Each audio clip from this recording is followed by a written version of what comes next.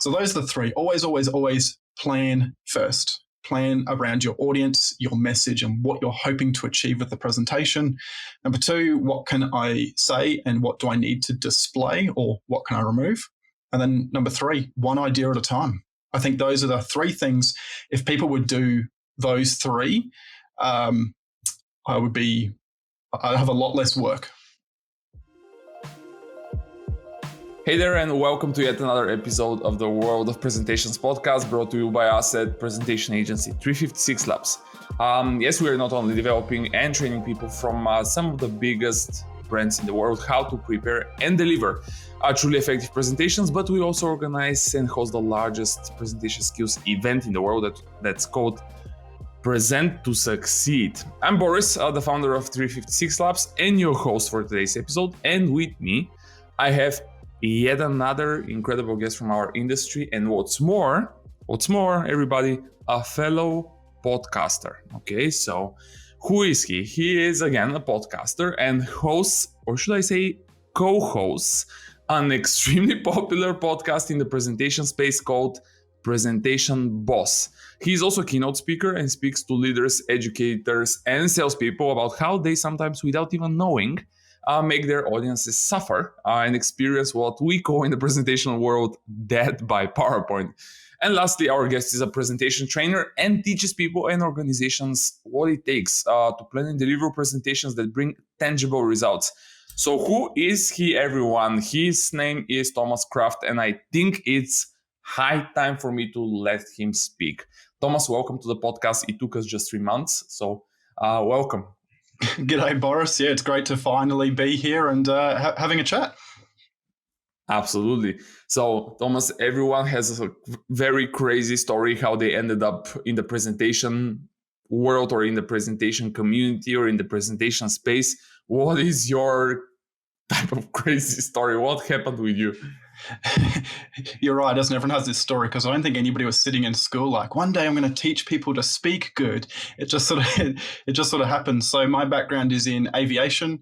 I left school and went and did the learn to drive aeroplanes thing for a very long time, and I was speaking a lot sort of by night as a volunteer, and I just loved it. I always loved it, and there was a lot of questioning I did in that process, because I sat through a lot of presentations that were the death by PowerPoint, but they called it training.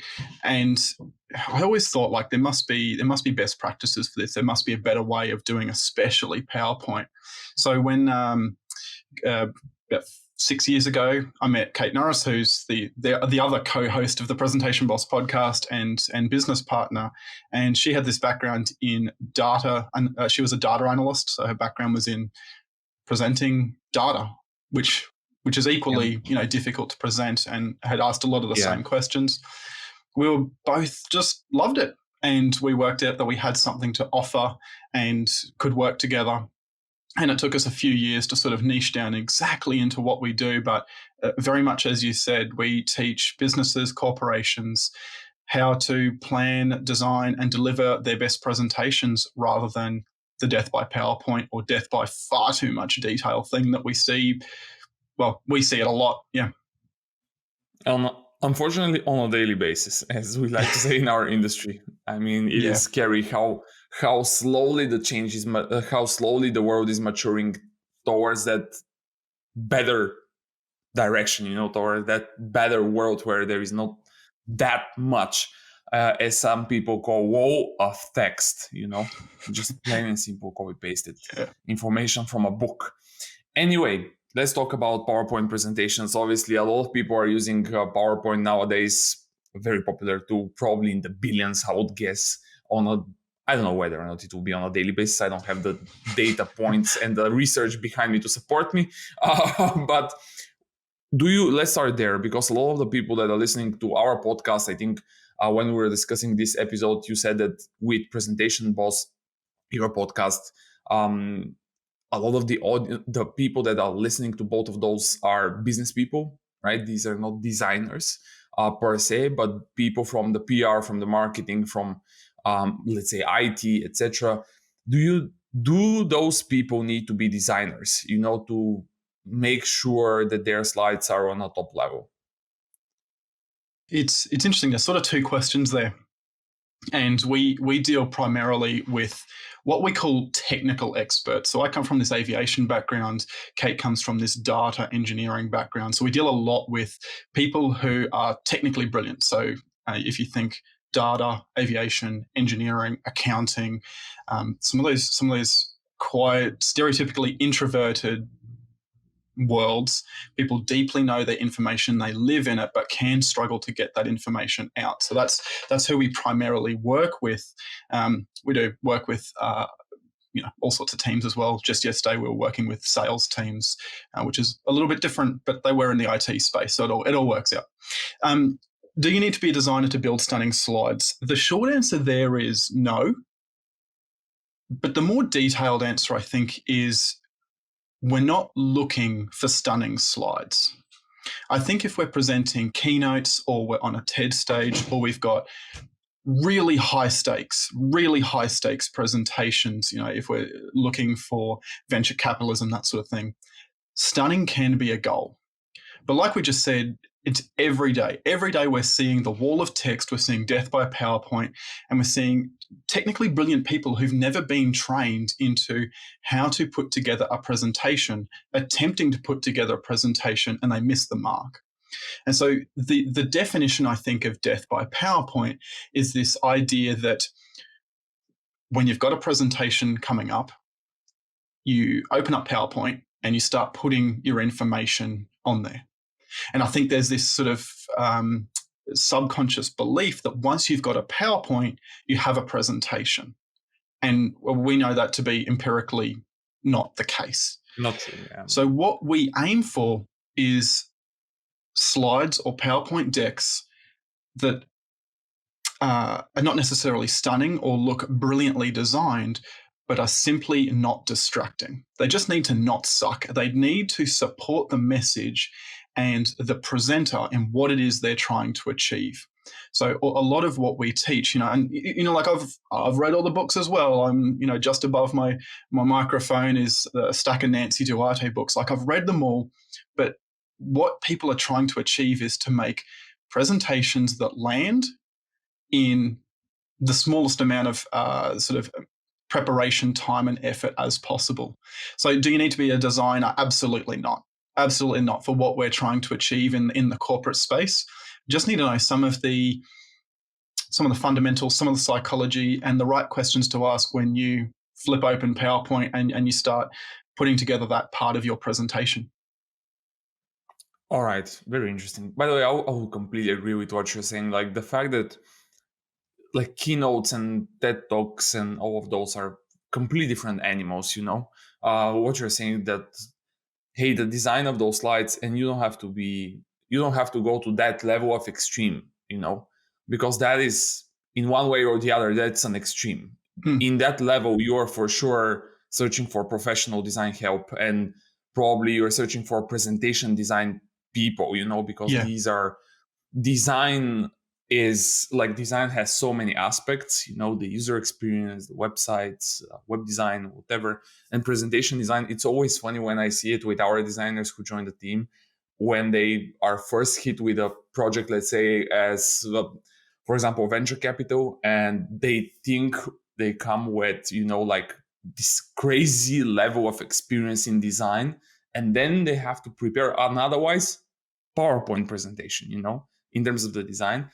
And because it's just so specific, it brings there its nuances.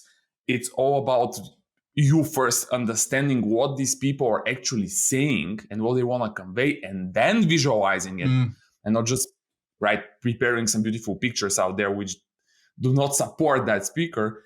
Sometimes even very experienced designers are like, wow, I didn't think it's that hard. I mean, that is not that easy. It has its own specifics, and sometimes they are very much different than web design, or sometimes, of course, and I think UX, etc.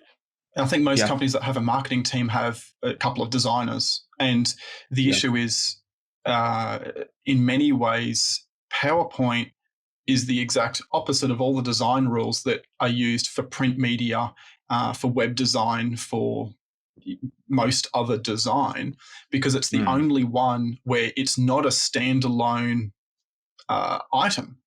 You've got somebody presenting with it. So a lot of times the corporate templates we see aren't setting our speakers up for success simply because the rules are, in a few ways, opposite. PowerPoints want white space. PowerPoints shouldn't be on a white background. So I totally get how speakers, salespeople, folks presenting in meetings can be led astray simply by just a lack of education. Yeah, absolutely. All right, let's move on, because PowerPoint is obviously just, sometimes we can go, as you said, like PowerPoint, a lot of people consider that they have a presentation because they have a PowerPoint. But let's go back a little bit to the basics first before we jump into the tool itself. What are the, like, in your mind, in your head, when you're working with the companies, the people around you, and the people that you're training, what are the top 3 things that people should know or people should learn about design or whatever, so that they're able to create presentations that do not suck and do not distract, as you said, from the message? Yeah, and we can often call them, how do we create beautiful slides? Because I think simplicity is beautiful. Presentations that work, we've all seen them. We've seen a presentation and it works. It's been well thought out, and it's a thing of beauty. And I think, like, if you're listening to this podcast, I imagine you really appreciate that, because you see, you really appreciate the beauty that can happen. So 3 things. The first one is, every time I'm working with anybody, I ask a few questions. And one of those questions is, what are some skills that we need to master to be good presenters? And nearly always, without prompting, people will say, we need to know how to speak to our audience. We need to know how to listen. And it is then interesting to me that we end up in this situation where we start with the PowerPoint.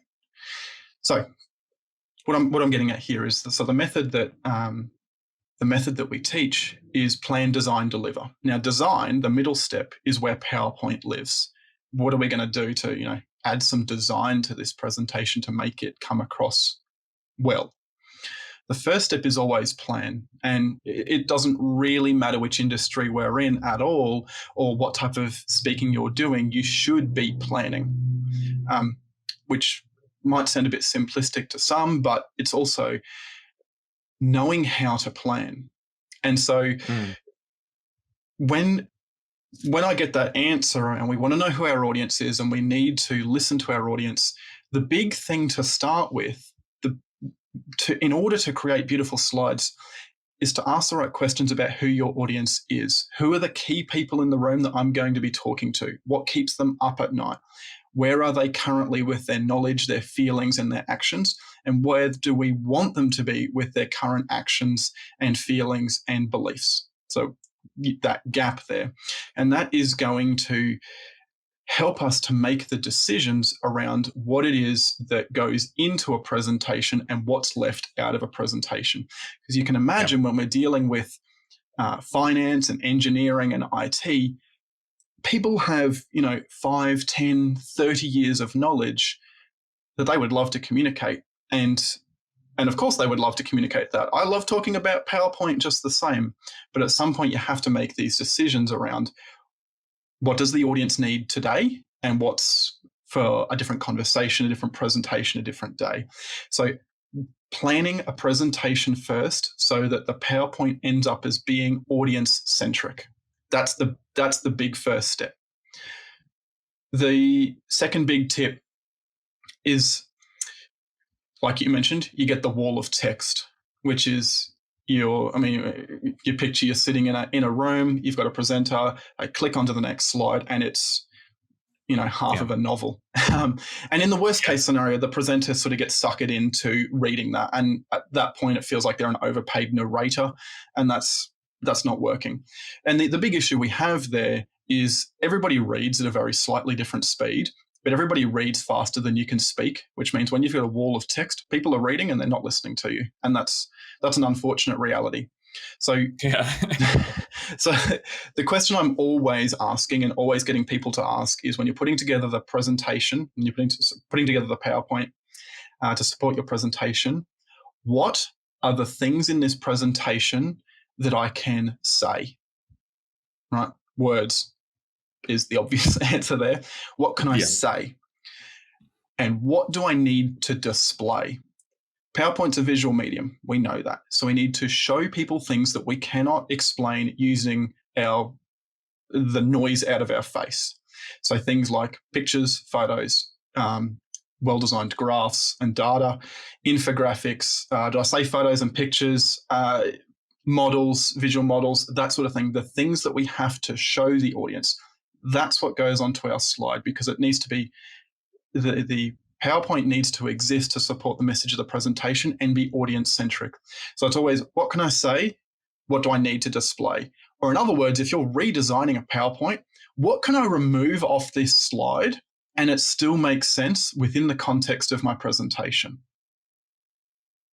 And that's going to get rid of a lot of, the text usually. Yeah. The last thing, by the way, sorry to interrupt you here. That's right. Did you notice? So much agree with, by the way, with what you're saying, and waiting for the third point for sure. However, I just wanted to add here that when every single one of us, I think, pushes each and every customer to say, hey, what can I add without losing on the message, right? What can I remove actually without losing the message? You noticed, by the way, also probably when you're doing your own presentations, I have noticed it on myself. It's very easy for us to tell it. And then when some people try to apply it, including us, I would say, sometimes it is not that easy. Like we like simplification and simplifying a slide that's otherwise, let's say, already quite simple. And you still push yourself and you're like, there is another level here. Where is the other level? Like, how can I simplify it even further? That is not easy. And I just wanted to say to everyone that's listening that it's not easy for anybody, like it's not easy for us and it won't be easy for you. It's very easy for us to say, hey, know your audience, right? Simplify your slides, but it takes time, and it takes time to us. Like we are also spending the time to do that. Like it's not an easy work. No, it's not easy work, and it sucks. It sucks to have to go through that process because it's painful, right? Because you want to share. As consultants, we're sharers. When you're an expert, you're a sharer, and that's a lot of what we do is helping people to make those decisions and what to kick and what to keep. At some point, you've got to throw away some good stuff, but the net result of that is you're only keeping the best stuff. And it's not a fun process. And I tell people that, I'm sorry, this is going to suck. You're gonna hate me for a little bit here, but it'll be worth it. Yeah, it is what it is. Point 3. Yeah, point 3. Okay, point 3, super simple one to help remove the overwhelm of slide-based presentations, and that is to have one idea at a time. One idea at a time. I'm sure you've seen, and maybe you've had to present a slide where it's got like 4 graphs on it, or it's got a lot of text that sort of covers a lot of real estate. There's a lot going on. Now, as presenters, we want to control exactly where our audience is. That is, what they're looking at, what they're thinking about, what they're wondering about. We need to be able to control that so that they're with us in the presentation. When we put up a whole bunch of information, we don't know where they are. They can be reading ahead of us. They can be looking at graphs ahead of us.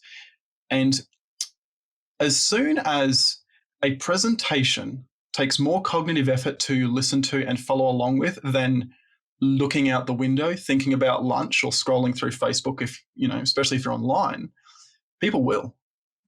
So we need to make sure that we're giving people information at the rate of just one idea at a time, that we're effectively drip feeding our presentation to people. So one idea per slide is sort of the easy one, which is when we're asking ourselves those questions around what can I remove, having a good look at a slide deck that you have or that you're putting together and saying, is there one idea on this slide or is there 2, 3, 4 or more?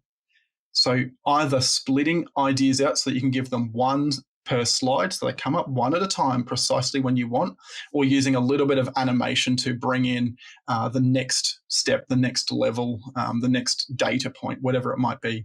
So those are the three. Always, always, always plan first. Plan around your audience, your message, and what you're hoping to achieve with the presentation. Number two, what can I say and what do I need to display, or what can I remove? And then number three, one idea at a time. I think those are the three things. If people would do those three, I'd have a lot less work. Yeah, completely agree.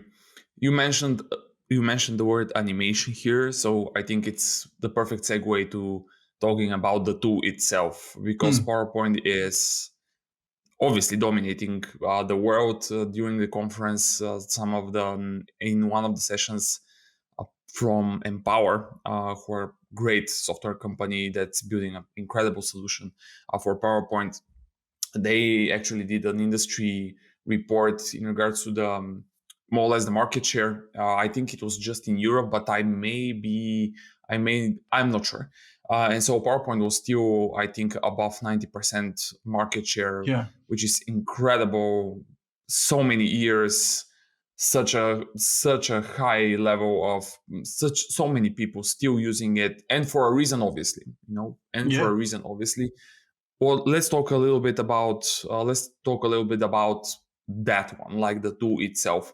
What are your favorite tips and tricks that every business person can utilize more or less immediately, let's say? Yeah. And it makes so much sense to me that PowerPoint's still the industry standard. It always kind of has been.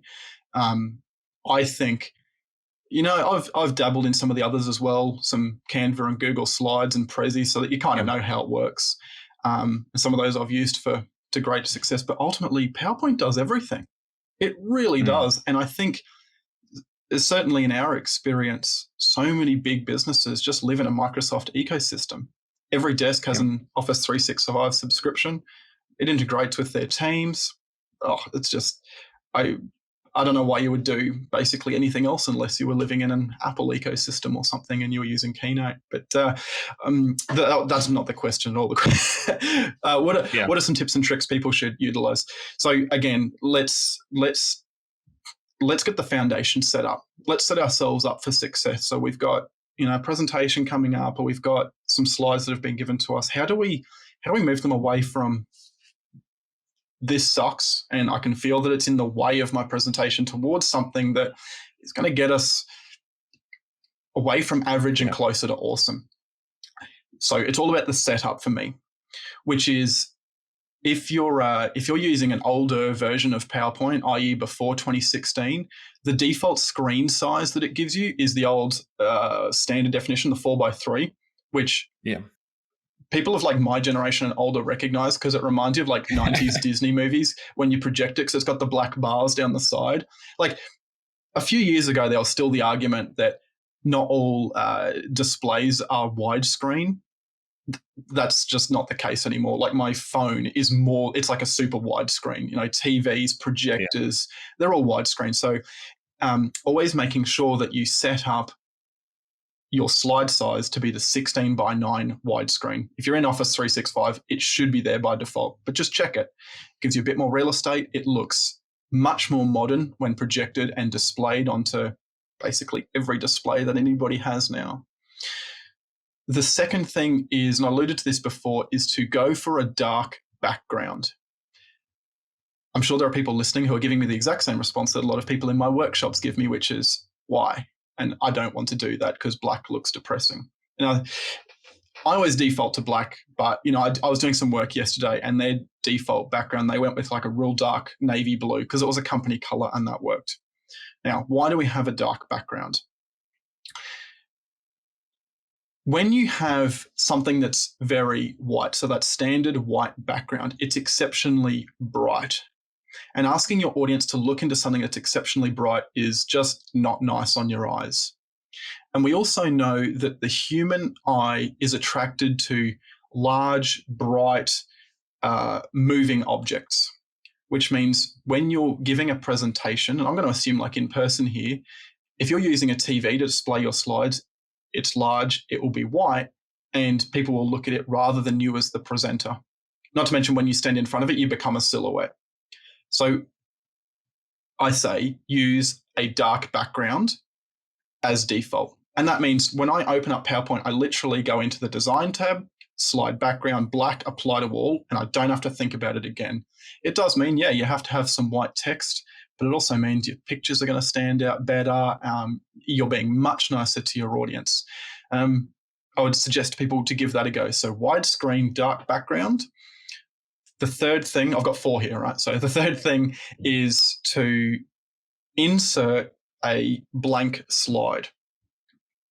For some strange reason, and this is maybe my biggest niggle about PowerPoint, when you open it, it comes up with that slide that says click to enter text, and it kind of leads you into this avenue of like, oh, I'll type in my title there, like excellent presentation, and then subtitle by Thomas. I don't know why it does that, because like if you open up Word, it doesn't say click here to enter your book title. It just has a blank document, yeah. right? So to unleash your creative genius, use a blank slide. Always insert blank slides, and that way you can add your text boxes, your pictures, whatever it might be. You can insert that as you please, and I think it gives you a much better base to work from. And the fourth thing, this is the big thing I think that separates a sort of conglomerate or congealed PowerPoint from something that looks slick and professional, and that is consistency. So we're going to have a dark background on all slides, but now it's consistency around the font use. So if you have company fonts, use them. If not, pick one and use that. And the same for colors.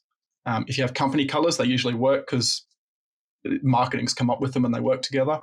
Or pick a few colors that work together and use them the full way throughout. So setting yourself up for success, making sure you've got the widescreen format in your slides, a dark colored background to not assault the eyes of your audience and make sure the attention remains on you. Use blank slides as default, and consistency. I think those are the tips and tricks. I mean, it's not leveraging the software as sort of software, but I think getting yourself set up so that you can use the other features by doing those 4 things goes a huge way to making your slides look better and not suck. Yeah. For sure. The very important, I think, here is to just repeat to everyone that it is a dark slide recommendation and not a black slide recommendation, because I think some people will say, wait, our brand does not have, let's say, whatever color, or we cannot use black in our template. Yeah. Dark color. For sure, there is something in hopefully, not for sure, hopefully you have a dark color in your brand so you can experiment. But I would say for the corporate people, let me know what you, by the way, think. For the corporate people, I would say that if there is nothing in the template itself, I would be, especially with the large corporates, like the big corporates, if someone from their team is doing something in public, I would say, hey, before you do anything in public, sync it with PR, sync it with brand, the brand managers or whatever, just for the sake of you being secure, because these people will come back at you at some point when they found that you are not using exactly that template or whatever, and they will be asking questions, They will otherwise allow if you tell them why you want to do it, but make sure that you have it in written, okay? Yeah, and just often, for the sake of it. Oh, totally. Yeah. They often supply templates, and as long as you work within those templates, they're happy. So sometimes you get a lot of templates have like the footer down the bottom and it's colorful, but the rest is white. I have found often if you make the rest of the white like a dark gray or the dark blue, whatever, they're happy. You just ask. I've not yet come across a PR or marketing department that gave me a flat out no, or gave clients a flat out no. Yeah. But check. Yeah, exactly. But still, the respect between this is just respect for the role, right? Yeah. Hey, we're a team. Let's make it happen. We're all here with good intentions, like we really want to make it right. So support us along the way, support us on this journey. Totally. All right. PowerPoint, as you mentioned, Office 365 is just absolutely everywhere. By the way, it's stunning, right? Like it's stunning how quickly the world shifted to Office 365. Congrats to the salespeople of Microsoft. Like, good work, everybody. Like, come on, let's be honest here. Wow. So PowerPoint is developing in a rapid speed. I mean, since it's in Office 365, since it became part of Office 365, obviously, it's adding features like crazy on a monthly basis. There are new features in almost every tool that you can imagine in the Office suite, including PowerPoint. What caught your eye in the last few years? What are the innovations? What are some of the innovations that you saw coming into Microsoft PowerPoint and now available to everyone that you would recommend people check out? Yeah, this one's a super easy one for me. One of my favorite things that's come out in the last 12 months. I'm not super sure. I'm not like the PowerPoint nerd in the way that I keep up with like the latest sort of thing. So in the insert tab is a button that says icons. And it is the worst named button in the entire program because it is not icons. It's like insertable stock stuff. When you've got the basics sorted and you're comfortable putting together slides, jump into this button and have a look around. In there are, icons. Say you you click icons and you have a pop-up window with more stuff in it. One of them is unbelievably icons. So there's, I don't know how many, I'm going to guess a few thousand icons in there for every possible theme that I could think of that I've looked at, and it just gives you a little bit of creativity, a little bit of visual interest that you can drop into slides, bullet lists, titles, title pages, everywhere, icons. Also in there, Microsoft have now included a stock imagery library, so stock photography. I used to be on, all the various free sites or paid sites looking for specific images. And you're always across 3 or 4 sites looking for the right image. And now a lot of that is internal in Microsoft. They have their own library of photos. It's as simple as that. Go in there, have a search, and you don't have to fiddle around with browsers and searching elsewhere. Also in there, they have the cutout people, which are transparent people doing various actions, holding various things. I use them in probably every slideshow I put together now. That is a fantastic thing to go play with. And then I think on the far right in that tab, there's a few other things, but the far right one is patterns, which is a little bit like Canva-esque. They have 2D patterns, funny shapes, blobs, stuff that just adds a bit of visual interest that Canva has always been good at. But now Microsoft is starting to catch up. So I reckon, if you want to go have a play with some stuff in PowerPoint, that's where you do it. Go into the design tab and then click icons. It's next to the 3D models button. I haven't thought about the fact that it's not icons only in there. There are also videos in there. Yeah, stock videos. That's right. Yeah, that's crazy. The fact that that's yet another example of Microsoft not naming their things in the correct way. Now that you've complimented Microsoft, now they've got a good word in. Let's tell them to rename that. We talk with the product group from time to time as MVPs, and they know that we love them. But when they're doing a good job, we are going to admire it a lot, and we're going to tell the whole world. But then when there is something that could be better, I don't do it anymore that badly because of time restrictions, etc. But normally, when you have the MVPs are very passionate about the product, and they won't be, we won't tell Microsoft just because we're MVPs or whatever, or I don't know, it's actually vice versa. The MVPs are very vocal in regards to saying, hey, this sucks. Fix it. So it's anyway, any other? Yeah, go ahead. I was like, it's great functionality. I love what's in there. I have literally no complaints. It's just the worst named button. And as soon as I told people, click icons, I don't want icons. Click it. I'm like, oh, right. That's it. Oh, right. There is photos here, videos and more. All right. By the way, with that one, they're really doing some really cool work though, because they're purchasing the licenses, they're owning the licenses, meaning that everything is completely free for everybody there indeed. And the icons, if you think about it, those are SVGs, meaning scalable vector graphics, meaning you can stretch them, color them from inside of PowerPoint. Pull them apart. Crisp and clear. Yeah, I mean, it's super nice. Any other feature that caught your attention or that you're utilizing on, I don't know, daily, weekly, monthly basis? Anything else? Yeah, I mean, and this one's going to be the same as I think anybody who's ever played with PowerPoint on this level, and that's the morph function. Oh, Oh my the Morph goodness. Transition. So, I mean, I've talked about this a little bit more in depth on our podcast as well, but when you're in a stage where you're trying to get your slides to be seamless from slide to slide and make it not look like PowerPoint, I mean, it gets rid of so much stuff, like all the animations that used to be your the motion paths, the zooms, the pans. It's just one click from slide to slide. It's just this smooth morph. I love that experience. Button. Yeah, but it's I think experience. Yeah, but I think we're getting towards like fancy design when we start playing with morph. I mean, certainly the level we play with, it's exceptionally rare I get to talking about morph with our clients. More just about simple transitions and animations, but I like morph. I use morph in my presentations and when I build stuff. Yeah, it's cool. What is the reaction of your clients when they see morph, by the way? Are they like, what? Yeah, it's one of those things. We use it. I use it in the presentations that I deliver or the training I deliver. All right. I will use it sparingly to help with the storytelling, with the presentation, rather than a sort of that design masturbation thing that we sometimes see. I generally don't teach it unless I've got a individual client that's at that level. But I mean, obviously people see the stuff I build and it's like, oh, that's cool. Like you've done some fancy stuff that looks really good.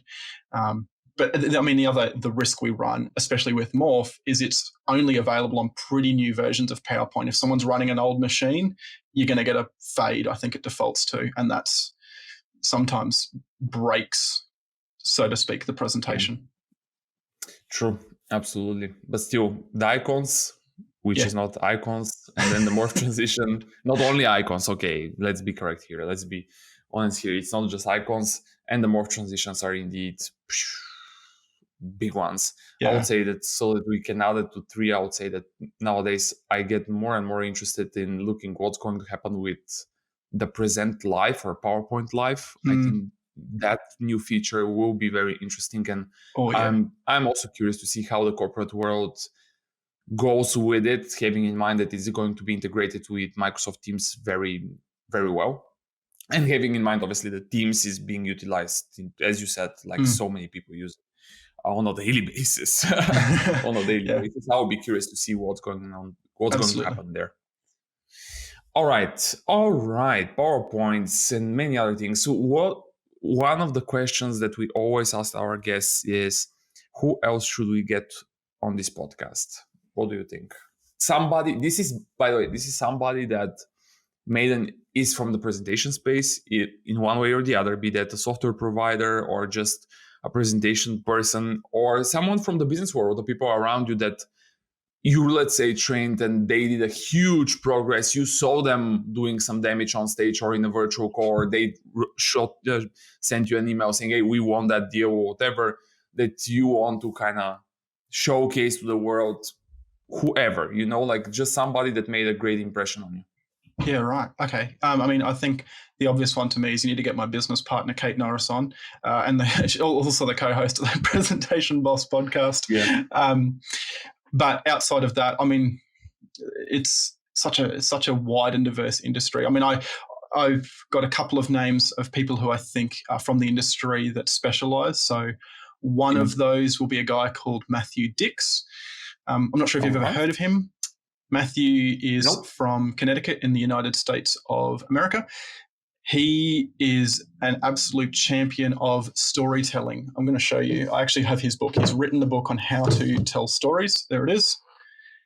All right. Yep. So he is a co-host of the Speak Up podcast. He has won some huge amount of like Moth Story Slams. He teaches workshops. He has a podcast. How to tell stories to sort of any audience. He's your guy. And the other one I want to recommend is, if you haven't already had Grant Baldwin. I'm not sure if you have. Say the name again. Grant Baldwin. Because I was writing down. Okay. So Grant Baldwin hosts the Speaker Lab podcast, which is all about getting into I haven't got him still. No. Yeah, okay. So his podcast is about getting into the professional speaking as a professional. But what I really like about him, we had him on our podcast, which aims at the corporate market, because I really like his philosophy on what makes a professional speaker. I love the angle he comes at from that. So I think he's absolutely worth hearing from as well. All right, brilliant. Kate will be on the podcast, that is guaranteed. But cool. Matthew and we need to figure the other two guys at some point in the future. I will try to reach out to both of them, to be honest, or I will ask somebody on our team to spam them somehow in a pleasant way, like not be that crazy. Anyway, we'll figure it out. Final question, Thomas, for you here in the podcast, because it's already 40 minutes. We can speak about presentations, obviously, for hours and hours. What is the best place? It's a two-part question, okay? So stay with me. So what is the best place for people to connect, and where can they learn more about what you're doing with Kate? Yep, so the best place to connect is either through our website, presentationboss.com.au, or you can find me on LinkedIn, Thomas Krafft, Krafft, where you can learn more about me, if not from those. We do have a podcast. It's if you're listening to this podcast, you'll probably find it in the same player. It is called the Presentation Boss Podcast. We have a rotating format. We've got 100 episodes out there. We're currently on a short break, but you've got 80 or 90 hours to catch up on speech breakdowns, discussions, expert interviews. So Presentation Boss Podcast. Brilliant. And by the way, there was this funny, maybe we have to say that one. There was this funny moment. We were recording this on May 13th, 2021, just for the record. What was it? Was it like 2 or 3 months ago when at least I believe everyone who is running a podcast received this email from somebody? The website was called Feed. What was the category, like Feeds, not FeedSpot? I have to double check. I already mentioned it in the previous episodes, where there was which is the most. What was it? The most popular podcast or the most important? I don't know, something like that, for the presentation world. And the presentation podcast, which is run by Nolan, Troy, and Sandy, is number 1. You guys are number 2, really? And then we turned out to be number 3. And I was like, what? That's like, what's going on? But everybody, Thomas and Kate, are doing an incredible job with their podcast. Again, as he says, 80 or 90 hours of content for you to catch up on. It's a lot, so check it out. Subscribe to their podcast also and listen to it. All right, Thomas, that was a lot of fun. If I would say that if people have any question in regards to what you covered and what we covered today, they should be absolutely free to write us on any social media.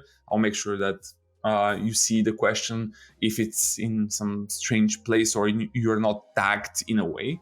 So thank you so much for joining. That was super, super nice. No worries. Thank you so much, Boris. It's been good fun talking about presentations and PowerPoint as always. Yeah, we'll have to do it again at some point in the future too. But in the meantime, again, everybody, all of the links of what Thomas is doing will be in the show notes, will be in the blog post accompanying this podcast. Check them out. Check their podcast for sure.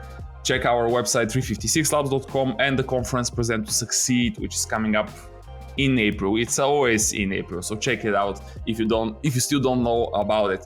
Thanks for listening, everyone. Hope you enjoyed it. Subscribe if you like it and share it with a friend. We would appreciate it. Okay. See you in the next one.